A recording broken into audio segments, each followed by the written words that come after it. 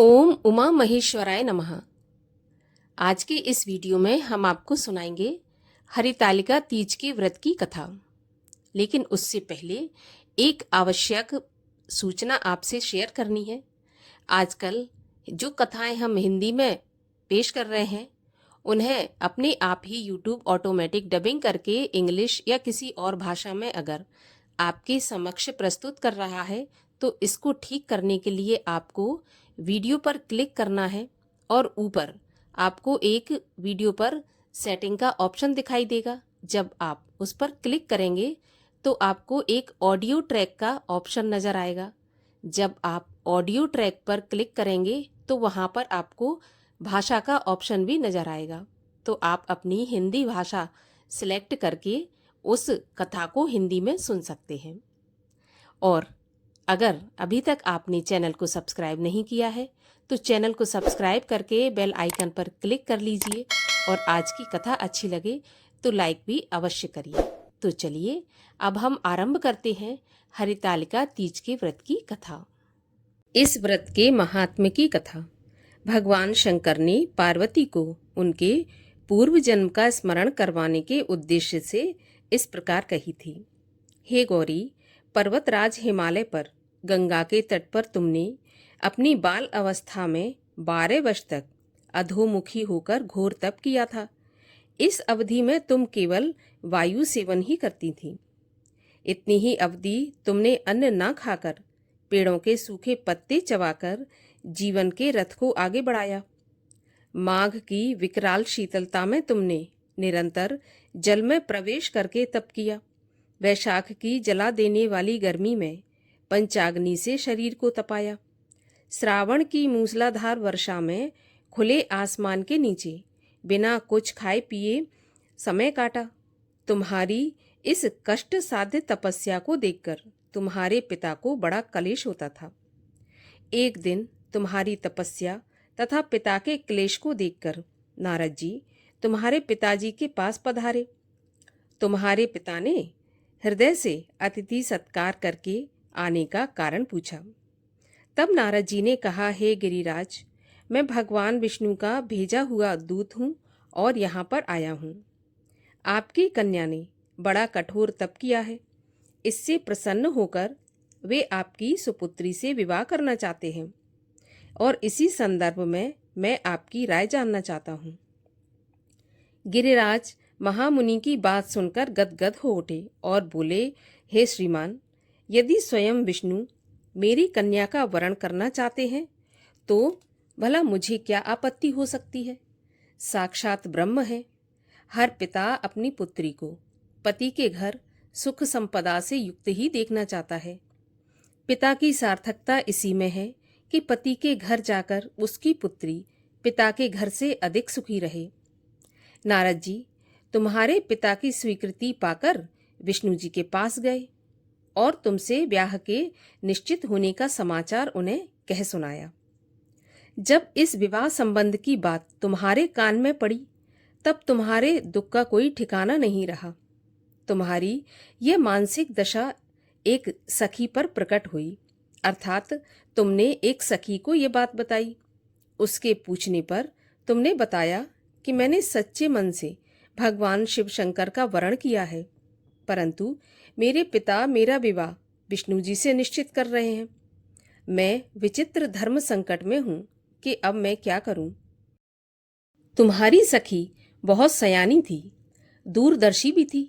उसने कहा, प्राण त्यागने का मैं यहाँ कोई कारण नहीं समझती। तुम्हें धैर्य से काम लेना चाहिए।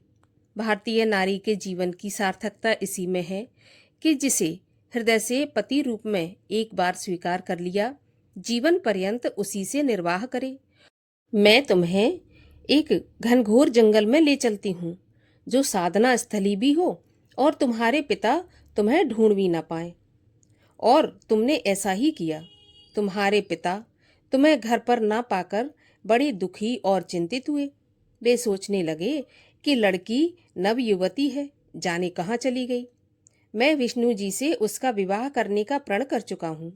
यदि भगवान विष्णु बारात लेकर आ गए और कन्या घर पर नहीं मिली तो बड़ा अपमान होगा। मैं कहीं भी मुंह दिखाने के योग्य नहीं रहूंगा।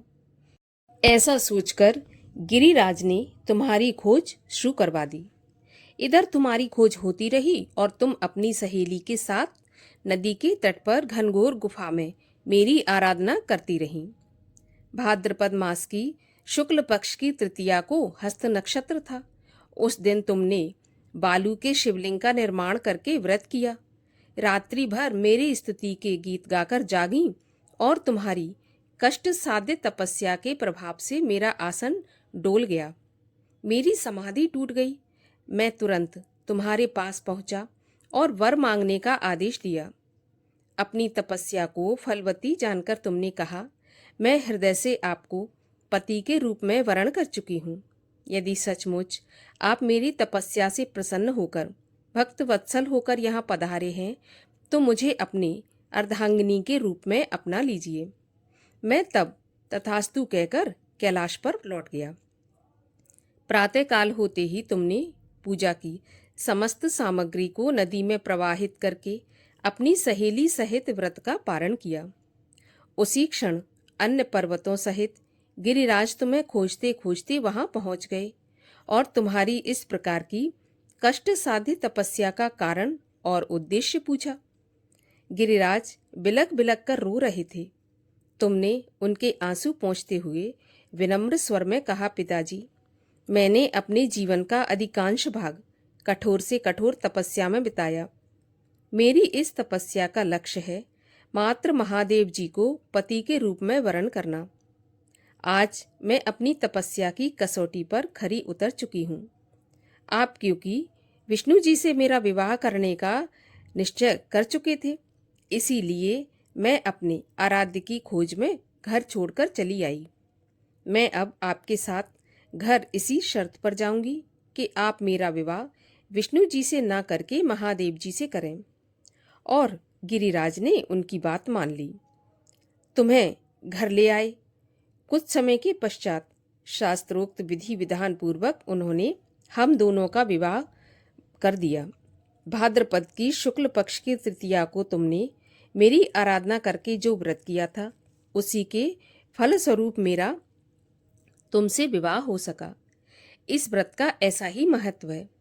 मैं इस व्रत को करने वाली कुमारियों को मनवांछित फल देता हूँ।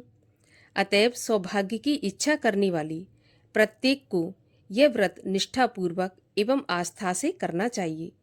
इस प्रकार भगवान शिव ने अपने श्रीमुख से माता पार्वती को हरितालिका के व्रत की कथा सुनाई।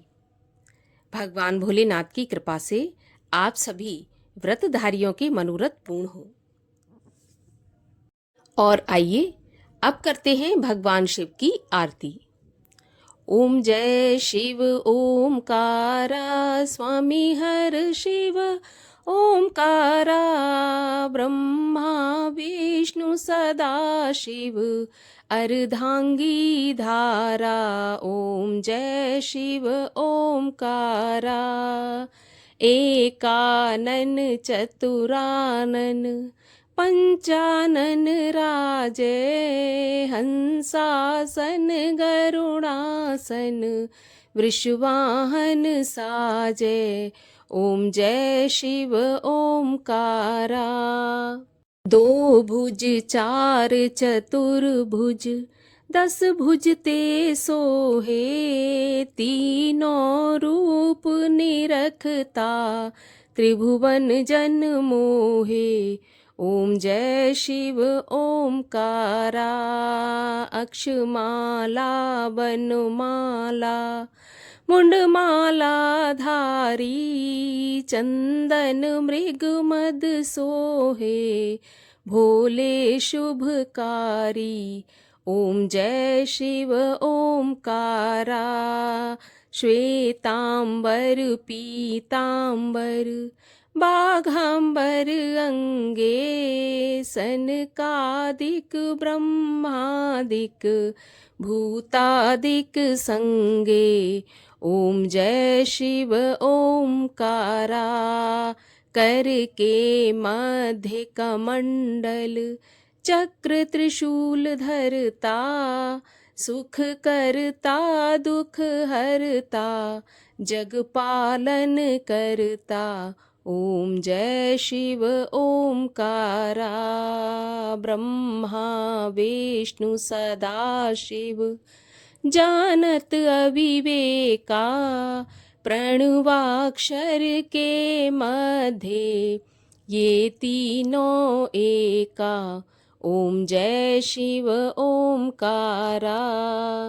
त्रिगुण शिव जी की आरती जो कोई जन गावे। कहत शिवानंद स्वामी इच्छित वर पावे। ओम जय शिव ओमकारा। बोलिए शिव शंकर महादेव की जय। माता पार्वती की जय। हरितालिका तीज की जय।